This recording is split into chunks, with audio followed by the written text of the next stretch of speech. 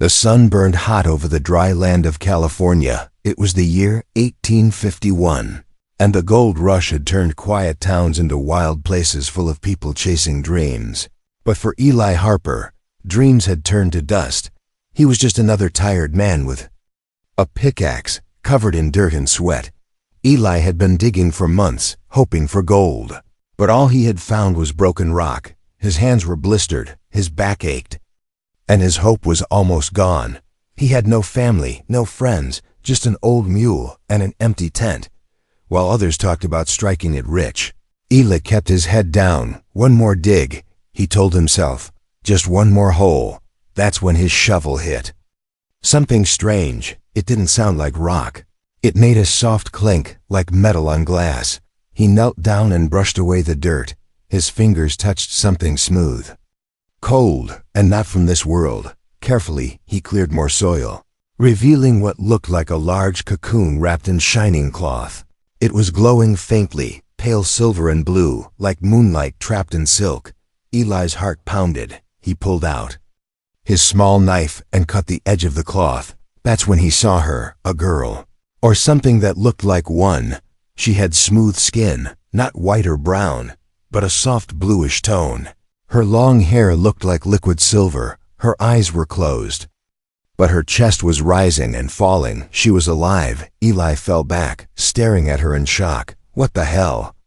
He whispered. He looked around, but there was no one. The wind blew gently, carrying the smell of dust and heat. Carefully, he leaned forward and touched her cheek. It was warm, softer than anything he had felt. She looked young, maybe no older than 16 or 17 in human years. But something about her felt ancient. He didn't know what to do, but he couldn't leave her there. He wrapped her back in the cloth and lifted her slowly. She was light, almost too light. Like carrying air. Back at his tent, Eli laid her on his blanket. He poured a little water on her lips. She didn't wake, but her breathing became calmer. As night fell, Eli sat by the fire, watching her. His gold pan sat empty beside him. But tonight he didn't care. The next morning, loud voices filled the camp. Eli heard the others talking, laughing and shouting. He stepped outside his tent to get some water when old Jed, a miner missing half his teeth, pointed and laughed. "Hey, Eli, you finally find a wife in the dirt?" He joked. Others joined in. "Maybe it's a new kind of gold nugget." Someone shouted. Eli didn't answer. He went back inside and shut the tent flap. Inside, the girl's eyes were open. They were large, shining, and not human. Their color shifted like stars blue, green, gold all at once. She looked at Eli, confused but calm. Her lips moved, but no words came. "It's okay," Eli said softly. "You're safe now." She blinked slowly. Her eyes held fear, but also something else, trust. Eli gave her a small piece of bread and water. She tasted it carefully, then ate like someone who hadn't eaten in days. After a while, she pointed to her chest, then her mouth, then shook her head. "You can't talk?" Eli asked. She nodded, then looked away. Hours passed, and she fell back to sleep, her breathing steady, her face peaceful. That night, Eli sat outside under the stars. He had questions, so many questions. Where was she from? How did she end up buried out here? Was she alone? Was someone looking for her? He didn't know, but one thing was clear: she wasn't from Earth. And deep inside, Eli felt something strange. Not fear, not greed, but something else. A feeling he hadn't felt in years. Purpose, he whispered to the night. "I don't know who you are, girl, but I think I was meant to find you." What he didn't know was that far from the camp, two dark figures stood watching through binoculars. One of them clicked a device on their wrist. A red light blinked, and a voice in a strange language whispered, "Target located." Eli didn't sleep that night. He sat beside the strange girl, watching the flicker of the firelight on her face. Every once in a while, she stirred and whispered something in a language he didn't understand, a soft melody, like a broken song. The desert winds howled outside. But inside his tent, there was silence. a kind of calm Eli hadn't felt in years. He had dug through mountains, chased gold across rivers, but nothing felt as strange or as right as sitting beside this girl. At sunrise, the girl opened her eyes again. This time, she sat up slowly. Her hands moved carefully, touching the edge of the blanket, the bowl, the rough floor. Everything was new to her. Eli crouched nearby, not wanting to scare her. "You okay?" he asked softly. She blinked at him, then raised one hand to her chest. She pointed to herself and mouthed a word. "Asha." "Asha," Eli repeated. The name felt light in his mouth like a breeze. She nodded, then pointed to him. "Eli," he said, smiling gently. "I'm Eli." Asha tilted her head, studying him with her shining eyes. They weren't just beautiful, they were intelligent. She might not speak English, but she was learning fast. He handed her some bread, and she took it carefully, sniffing it first, then nibbling. Her movements were gentle, almost careful, like she was used to pain. After she ate, Asha stood, a little shaky. She moved to the tent flap, paused, and looked. Outside, Eli followed her gaze. "What are you looking for?" he asked. She didn't answer, but her body tensed. Her eyes scanned the horizon, like she was afraid of something or someone. That's when Eli saw it too, a glint on the ridge, like sunlight hitting glass. A moment later, it was gone. His heart tightened. "Someone's watching us," he muttered. That same morning, down in the mining town of Dry Creek, two strangers had arrived. They wore long dark coats, spoke little, and carried devices that no one understood. One of them showed an old man a strange photo, Asha, half buried in dirt. The man shook his head. "Ain't seen nothing like that." They moved on, asking others, paying with shiny coins that weren't gold or silver. People started whispering. "Strangers looking for some desert spirit," they said. But the strangers didn't laugh, didn't rest, didn't stop.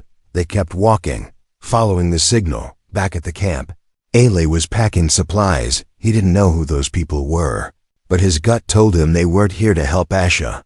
"We gotta move," he told her. Asha looked at him, confused.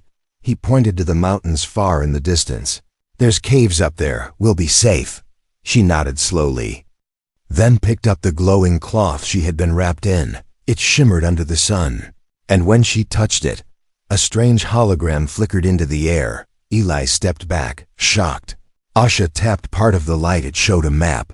Eli recognized the shape of the land around them. But there was more. Glowing symbols, blinking lights. A starship buried deep underground. "What is this?" he whispered. Asha looked at him, her eyes full of sadness. She pointed to the sky, then touched her chest, then the glowing map. "You came from the stars?" Eli asked. She nodded. "And you crashed here?" Another nod. She pressed her hand to the image of the buried ship and closed her eyes. Her body trembled. Eli realized she wasn't just lost. She was alone. His voice cracked. "You're the only one left." Asha looked up at him, a tear sliding down her cheek. By evening, Eli and Asha were walking through dry hills. The sun had turned red, shadows growing longer. They stopped near a rocky path and made a small camp. As they sat near the fire, Eli asked, "Why are they after you?" Asha didn't answer, but she opened her palm, showing him a small metal disc. When she pressed it, a symbol glowed bright, then cracked. Eli stared at it. "Is that a tracking device?" She nodded, then tossed it into the fire. The flame sparked and hissed. He realized then, she didn't just escape, she ran from someone powerful. Suddenly, they heard a sound, not loud, but deep, a low hum. Eli stood up, holding his old rifle. "Stay behind me." Over the ridge, a flying object passed, silently through the sky, black and sharp like a blade. It stopped mid-air, hovering above them for only a few seconds, then vanished into the clouds. Asha grabbed Eli's hand tightly, her eyes wide with fear. "They're close," he whispered. "Too close." As night came, Eli didn't sleep.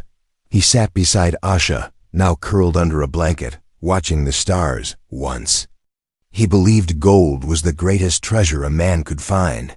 But now he knew some treasures come from beyond the stars, and they're not meant to be sold or owned, but protected. Tomorrow they would head for the caves, but tonight the stars watched over a broken man and a girl who came from them. The wind picked up as Eli and Asha climbed deeper into the rocky hills. Dust flew in sharp little circles, and the sun hid behind clouds. Asha's steps were light but careful, her eyes always watching the sky, the rocks, and the distant ground. Eli walked beside her with an old rifle over his shoulder and a pack full of supplies. He was tired, his boots worn thin, but he didn't stop. Not when someone was out there hunting her. They found a small cave by evening, hidden behind thick brush and dry trees. Eli pushed the bushes aside and peeked inside. It was dark, cool, and deep enough to hide for the night. "This will work," he said. Asha nodded silently. As night fell, Eli built a small fire. He gave Asha half a potato, and she gently warmed it over the flame like she had watched him do the night before. She was learning fast. Then she did something unexpected. She opened a hidden pocket in her cloth wrap and pulled out a small glowing stone. She placed it beside the fire, and suddenly a soft dome of light formed around them. A shield. Eli blinked, amazed. "What is that?" Asha drew a shape in the dirt, showing a circle with arrows bouncing away. "A protection field." She didn't need words to explain. "You're full of surprises," Eli whispered with a tired smile. Meanwhile, down in the town of Dry Creek, the strangers had started talking. "She's with a miner," one of them said coldly, showing a blurry image of Eli to the barkeep. "Where does he live?" The barkeep shrugged. "Out by the old canyon, but he don't bother no one." The taller stranger leaned in, his eyes cold. "Wherever he is, he has something that doesn't belong to him." The shorter one whispered, "She carries the map." They paid the barkeep in gold, strange, smooth coins not from any mint, and walked out. Back in the cave, Asha stared at the dancing firelight. Her fingers traced invisible symbols in the air. Shapes only she understood. Eli watched quietly, then said, "They think you're treasure." She looked up, confused. He pointed to the stars, then touched her heart. "You're not gold, but you're more valuable." She understood that. Her eyes softened, her body relaxed a little. But then Eli frowned. "They'll come for you, and they won't stop." Asha hesitated, then took the glowing stone and held it to her neck. Her body glowed softly, and her skin shimmered like crystal. A new image projected into the air. A giant alien vault buried underground, glowing with ancient energy, and at the center of it, a figure that looked just like Asaya, standing tall and proud. Eli gasped. "You're part of a royal bloodline?" She nodded slowly, but her face was full of sadness. She pressed her hand to her chest and showed him a circle broken in two. Her people had left her behind. "You were abandoned," Eli whispered. Tears welled in her eyes. The next day, Eli walked into town alone, leaving Asha hidden in the cave. He needed supplies, more food, water, and maybe news. But the moment he entered the general store, whispers followed him. "Hey, Eli, where's your space girl?" Someone sneered. "Got her locked up with the gold?" Another man laughed. "Bet she's worth more than a mine." Eli didn't answer. He grabbed a sack of food and tossed coins onto the counter. But before he could leave, the two strangers stepped inside. They didn't look dusty or tired like miners. They were too clean, too quiet. "You're Eli Harper?" One of them asked. "Depends who's asking." Eli replied, coldly. "We know you've been seen with a non-human girl," the stranger said calmly. "She doesn't belong to you." "She doesn't belong to anyone," Eli growled. "Hand her over," the second man said, showing a glowing badge. "For her safety, of course." Eli's jaw clenched. "If you cared about her safety, you wouldn't be chasing her through the desert." The taller one leaned forward. "She holds the coordinates to a starship buried under this land. She doesn't even know it. Her mind holds the key." Eli didn't flinch. "Then you're not getting her." The strangers exchanged a glance. Then one whispered, "So be it." That night, Eli raced back to the cave, heart pounding. but before he could even call her name, a Shah appeared from the shadows she was holding the rifle, standing guard. Eli smiled out of breath. "You were watching over me?" She nodded, then looked toward the town. She already knew. "They're coming," Eli said. "And not for gold." Asha reached out and touched his hand. Then she drew a new shape in the dirt, a mountain symbol with a star inside. Eli recognized. It was the ridge near the dried-up river. "There's something buried there, isn't there?" he asked. She nodded. "Then we'll go there," Eli said, tightening the strap on his bag. "We'll find whatever's hidden, and we'll make sure they can't use it." Asha smiled. The first real smile he had seen from her. Eli and Asha left the cave before sunrise. The stars were still fading when they climbed through the rocky trails, heading toward the old ridge near the dry river. Asha moved quickly now. Her steps were quiet, her eyes focused. She no longer seemed like a lost girl. She looked like someone remembering who she used to be. Eli followed beside her, still unsure what they'd find. He didn't care if it was treasure, a ship, or a secret tomb. All he knew was this: they had to find it before the wrong people did. As they walked through the narrow path between two cliffs, Eli heard a soft rustle. He turned sharply. Raising his old rifle, a voice came from the rocks. "Whoa there, Eli, it's just me." It was Jared, a miner Eli had known for years. He was younger, quicker with words, and always watching others too closely. Eli lowered his rifle. "What are you doing out here?" "Could ask you the same," Jared replied with a grin. Then he looked at Asha, his eyes curious and greedy. "That her?" Eli stepped in front of her. "We're just passing through," Jared laughed. "Come on, Eli. People in town are saying crazy things. Aliens, glowing girls, buried ships. Tell me you ain't in the middle of all that." "I'm not," Eli lied. But Jared didn't believe him. Jared's smile faded. "Listen, some men came asking about her. Said they'd pay gold more than you've ever seen." "I'm not for sale, Jared," Eli said sharply. "But she might be," Jared whispered. Eyes flicking toward Asha, Eli raised the rifle again. "You say one more word like that, and I'll make sure you never speak again." Jared backed away slowly, hands raised. "Easy, Eli, I was just offering a way out." Then he vanished into the rocks like a snake into a hole. Asha touched Eli's arm gently, her expression calm but alert. She had heard every word. "I won't let anyone take you," Eli promised. "Not for gold. Not for anything." By late afternoon, they reached the ridge. The ground here was different, soft, dark, and full of old symbols carved into the stone. Asha knelt beside a flat rock and pressed her glowing fingers to it. With a quiet click, the ground trembled. A small square of earth dropped away, revealing a metal staircase leading deep underground. Eli stared in shock. "You remembered the entrance?" Asha nodded. Then she pointed upward. They had little time. They hurried down the steps, their path lit by blue lights that came alive as Asha walked. The air was cold, still, ancient. They reached a wide underground chamber. The walls were made of smooth silver metal, and in the center stood a strange pedestal, glowing softly. Asha walked to it and placed her hand on top. A bright blue light surrounded her. Her body rose a few inches into the air as alien. Symbols floated around her like mist. Eli watched in awe as a large circular door slowly opened on the far wall. Behind it was a sleeping ship. It looked like a giant silver feather, resting inside a hangar made of crystal and stone. Asha lowered herself and turned to Eli. Her face was serious now. She touched her chest and then pointed at the ship. "This was your way home," Eli whispered. She nodded slowly. But before they could go inside, a voice echoed through the chamber.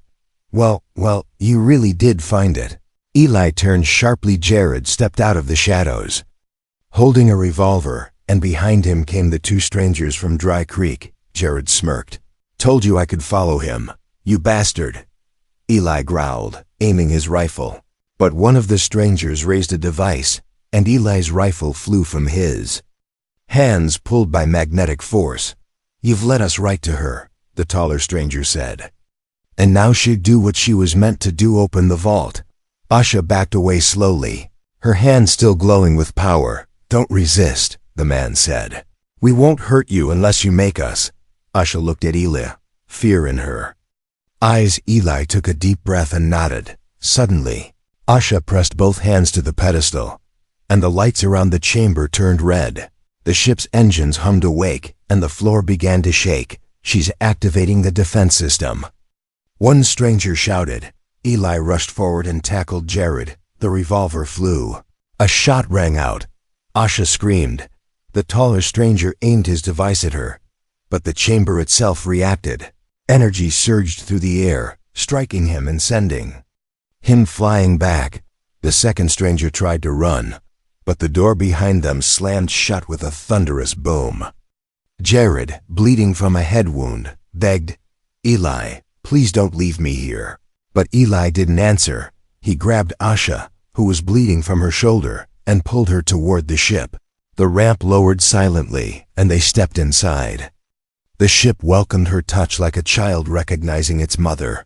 As the door sealed shut behind them, Eli held her close. Stay with me, Asha, we're almost out. Her eyes flickered with light, and she managed a weak smile. The engines roared, and for the first time in centuries, the starship began to rise. Above the earth, the sun was setting, and far below, the greedy men were left in the dark, buried in the very ground they hoped would make them rich.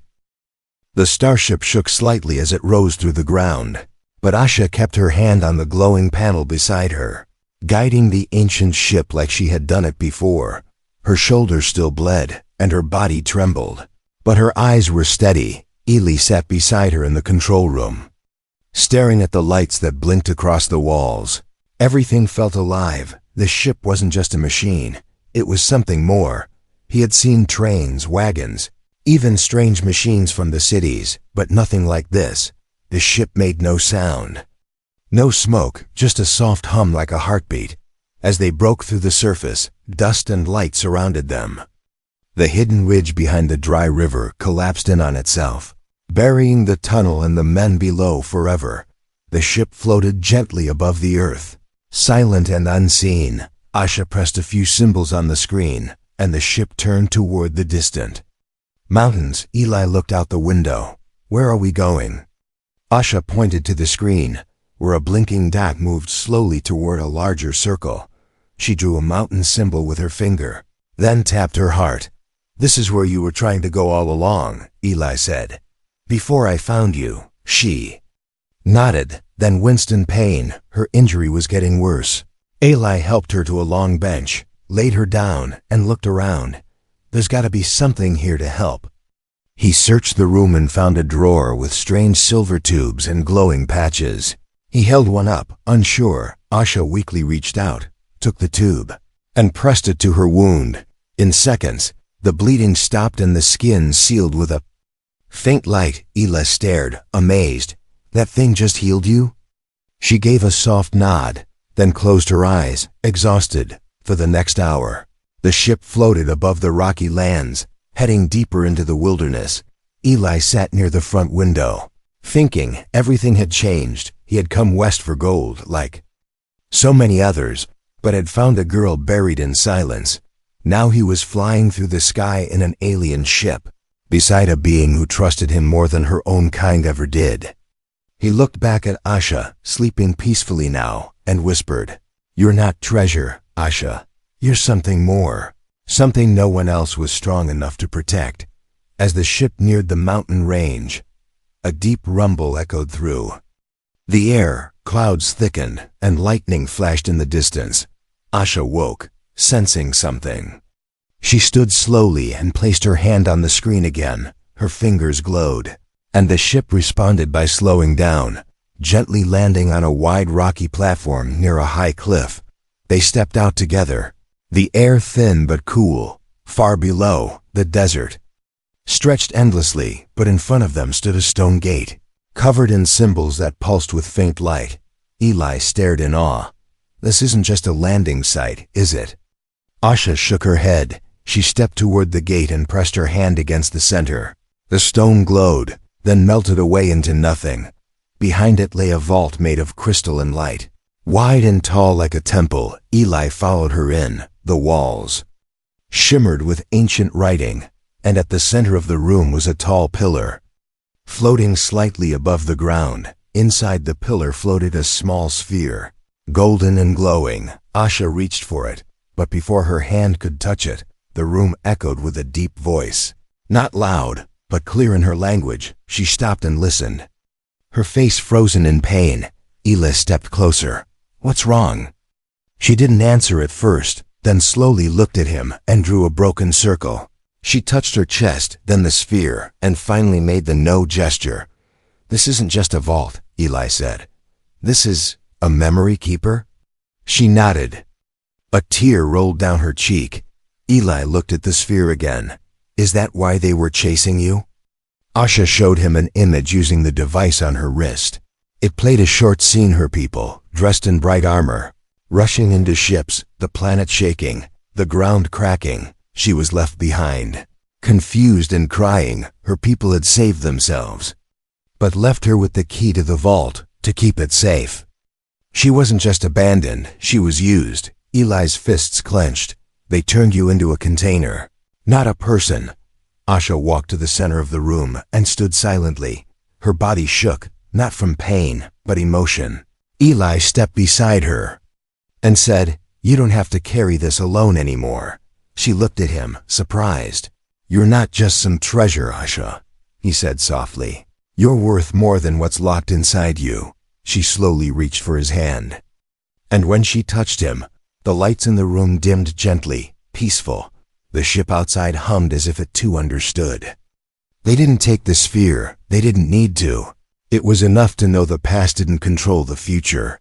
They stood together in the heart of a forgotten vault, not as protector and treasure, but as equals, and above them, the stars began to shine again. The mountain air was cold and quiet. Eli and Asha stood in the heart of the ancient vault, surrounded by soft glowing lights and crystal walls that remembered a history no one else alive could understand. But now, the vault was waking up. The golden sphere inside the floating pillar began to glow brighter. Asha stepped forward slowly, her hand reaching for it, not to take it, but to return something. Eli watched as she pressed her palm against the glass.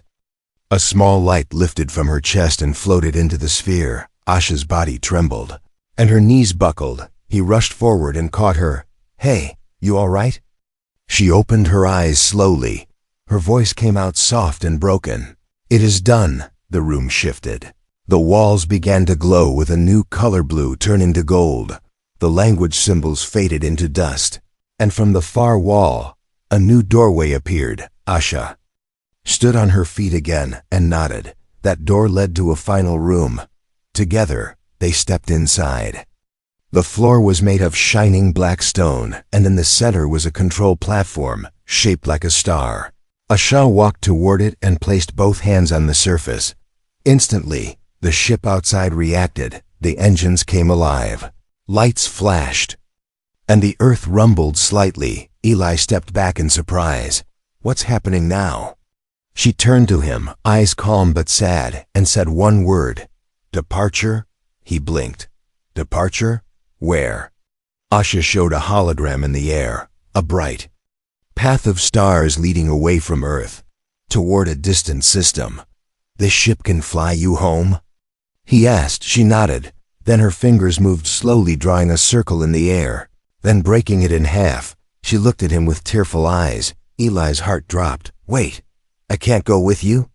She shook her head gently, then pointed to the panel. Human DN, a not recognized. Eli stepped closer to the platform. "There must be another way." Asha touched his arm. Her eyes said everything. "This ship was not made for him." "I don't care," Eli said. "I'm not letting you go alone." She touched her forehead to his gently, her silver hair brushing his cheek. It was her way of saying thank you, goodbye, and sorrow all at once. Then the platform spoke in her language, and she stepped onto a glowing disc. The light surrounded her, and she began to rise. "No!" Eli shouted, reaching out, but just before she vanished, The ship paused, and her voice echoed inside his head. You gave me freedom, ally, now I give you peace. Outside the mountain, the ship powered up, lights flashing under its smooth surface. Dust and debris flew into the sky as its body began to lift. Eli stood outside, watching it rise. His heart ached. His chest felt heavy, but even as it soared into the clouds, a soft blue light remained behind. He turned and saw a small crystal device floating toward him, gently landing in his hands. It was warm, glowing softly. He held it close and smiled through tears. You left something behind, huh? Days passed, then weeks. Dry Creek went quiet again. The strangers never returned, and the vault was never found again. It had closed itself, hiding in the mountain forever. But Eli was different. He didn't return to mining. He stayed near the mountain, built a small cabin, and grew food under the stars. He talked to the sky sometimes, and every night, that same soft blue star would blink in the sky, just one, among millions. But that one was hers. Sometimes, when the wind was quiet, he could almost hear her voice. One morning, as he walked along the ridge, the crystal device she left behind began to glow again. A hologram appeared, Asha, smiling gently. Older, wiser, but still the same. Eli, her voice whispered. I remember, and just for a moment, it felt like she was right beside him. He wasn't a gold hunter anymore. He wasn't a lonely man in the dust. He was the one who had found something more valuable than gold, more powerful than any treasure.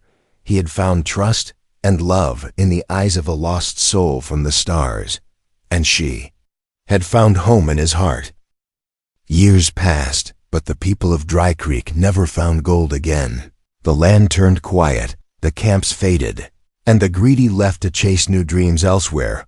Only one man stayed behind, Eli Harper. Once a prospector forgotten by time, now lived a simple life near the mountains. He didn't speak much to the few who passed through, and when they asked why he stayed, he simply smiled and looked up at the stars. They didn't know the truth, but every clear night, one star blinked gently above the mountain ridge, soft blue and full of warmth. That star was not just a light in the sky, it was Asha.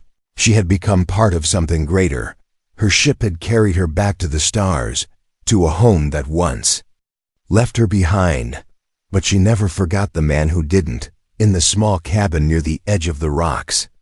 Eli kept the crystal device safe in a wooden box. He called it the light of her voice, because sometimes, when he missed her too much, it would glow and whisper her name back. One day, Eli was walking near the old ridge when he saw a figure. In the distance, small and quiet, a girl, maybe 10 or 11, with long silver hair that danced like moonlight. He froze, his breath caught in his throat. The girl came closer, her face bright with wonder, and behind her stepped a tall woman in a dark robe. Her eyes were familiar stars within them. Eli's heart beat fast. Asha? She smiled softly. It took me time, she said, but I found a way back. Eli didn't speak. He couldn't. He just stepped forward and hugged her, like a man who had waited a lifetime. Asha laughed gently and said, This is Lyra, my daughter. The young girl stepped forward and reached for Eli's hand. Mother told me about you, she said in perfect English. You're the man who gave her life. Eli knelt down, his eyes full of tears. No, he whispered. She gave me one. That night, by the fire outside the cabin, Asha told him everything. After returning to her people, she had shown them what she had learned: compassion, courage, love, things her world had lost. But she had not forgotten. She rose in their ranks, became a leader, a healer, a voice of peace. But through it all, she remembered the man in the dust who had never asked for gold, only her safety. Her people allowed her one return, and she chose Earth. I wanted Lyra to see the place where I was saved, Asha said, and to meet the man who taught me what it means to belong. Eli sat quietly, listening. The stars above were no longer far. They were family in the morning. Lyra ran barefoot through the dry grass, laughing as Eli showed her how to skip stones by the river. Asha watched from the hill, smiling. She had traveled across galaxies, seen cities that floated in space, and held knowledge beyond Earth's imagination. But nothing was more beautiful than this moment. Later, they stood together where the vault had once opened. The stone had sealed again, hiding the past. But Asha knew some doors were meant to stay closed. She turned to Eli. "I cannot stay long." "I know," he said, trying to hide the ache in his chest. "But I will return," she promised, placing her hand over his, not just in memory, but truly. Lyra hugged him tightly. "We'll be back," she said. "I want to hear more stories." Eli chuckled. "I've got plenty." Asha looked at him one last time. "You changed my fate, Eli Harper." He looked into her eyes and replied, "You were never just treasure, Asha. You were the gold that lit up my whole life." The ship rose once more into the sky. Lyra waved from the window, and Asha smiled with tears in her eyes. Eli stood alone again, but this time, he didn't feel lonely. He had no gold in his pockets, no riches buried in the ground, but the galaxy knew his name. And one alien girl, now a mother, now a leader, had carried his kindness across the stars. Years later, travelers would speak of a strange star that blinked over a forgotten valley. They said a man once lived there, guarding a secret brighter than gold. But those who listened carefully would always hear the wind say one name again and again: Asha.